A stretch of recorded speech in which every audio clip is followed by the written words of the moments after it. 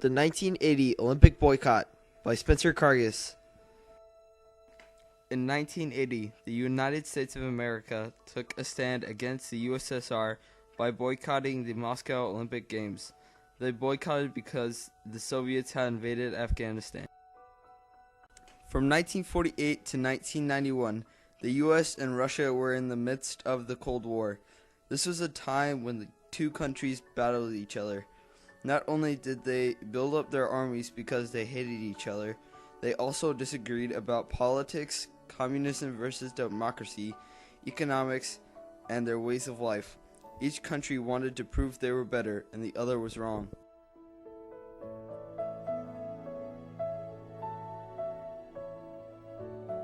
In this atmosphere of conflict in 1978, communists took over all the power of the government in Afghanistan. The people of Afghanistan did not like that, so they made anti-government groups that tried to take the government back over with weapons. Actually, the people of Afghanistan were taking a stand against the communists. They took a stand in history too. Thousands of people were arrested and taken as political prisoners. There were lots of rivalries within the government. Because of all of this, the USSR decided to send their army on Christmas Eve 1979 to the capital Kabul to kill the Afghanistan president. They replaced him with Wright-Karges, a Soviet loyalist, and the 100,000 troops took control of the cities and communications. Afghanistan had been the USA's ally, and they hated the Soviets. So now that the Soviets had taken over Afghanistan, Russia would be the enemy.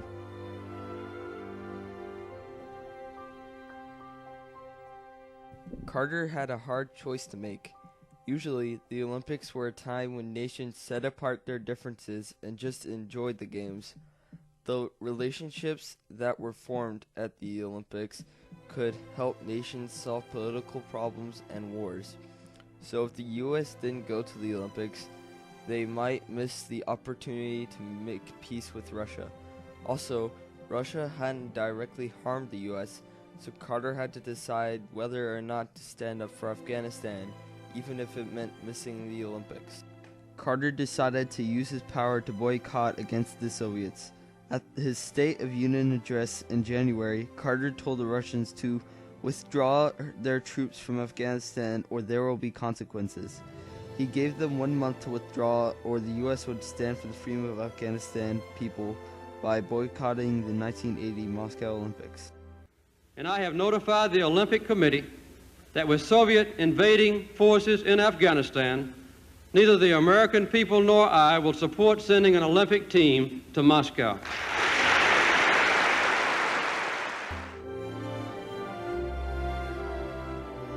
Carter needed to find more support for the boycott in order to make it effective. Thousands of people's lives have already been lost. Entire villages have been wiped out deliberately by the Soviet invading forces. I can't say at this moment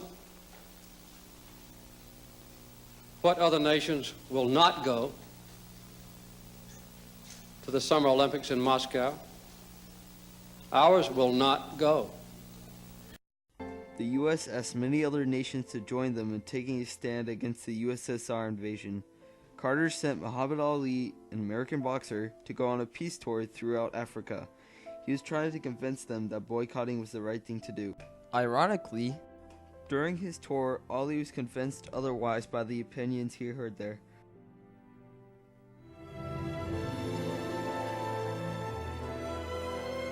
So now that the government was on board for the boycott, how did the American athletes react? Some American athletes thought the U.S. should boycott Russia, while others wanted to go to the Olympics because it was a time where different nations came together. Many athletes agreed that the boycott was the right thing. The fact that we're not going to the Olympics hasn't really deterred my training. I've made sure that I think through this Olympic Games and hope to prepare for another one, so it hasn't affected me too much, but I know for some of the other athletes it's been very difficult to train for this, knowing that we will not be going to the Olympic Games. Well, It's really hard for me to accept the boycott, I guess because I'm selfish because I've been training for it. But I guess our president felt this was the best thing for us to do, so we have to follow him.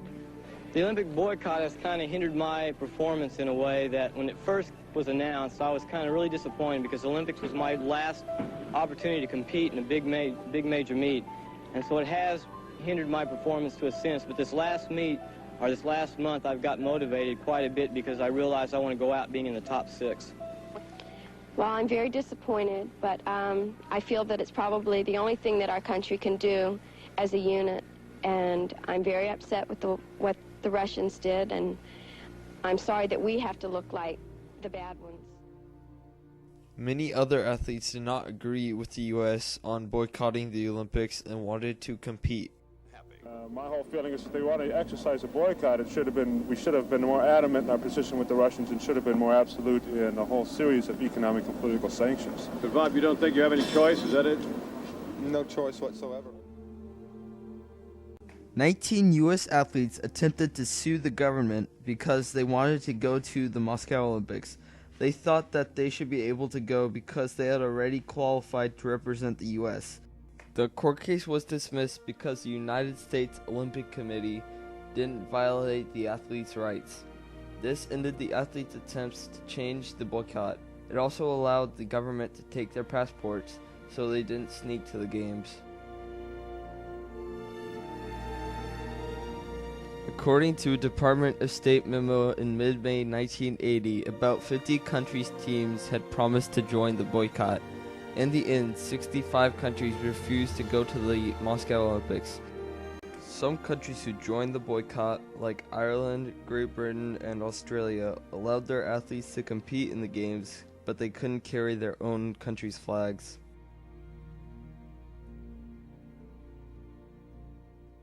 The U.S. did boycott the Olympics, and the athletes were not allowed to participate. The U.S. did take a stand against the USSR, but it was not effective since the troops remained there in Afghanistan. The Russian troops remained in Afghanistan for 9 years after the 1980 Moscow Olympics. It also never solved any problems between the U.S. and the USSR. The Cold War continued until 1989, so the relationship was still broken. The U.S. did not change history in the way Carter wanted to. Carter wanted every nation to boycott with them, which didn't happen. The U.S. wanted to save Afghanistan from the Russians, but failed to do so. Nevertheless, taking stand is still the right thing to do, even if it doesn't give you the results you want. Carter leading the boycott of the 1980 Olympic Games is a perfect example of this.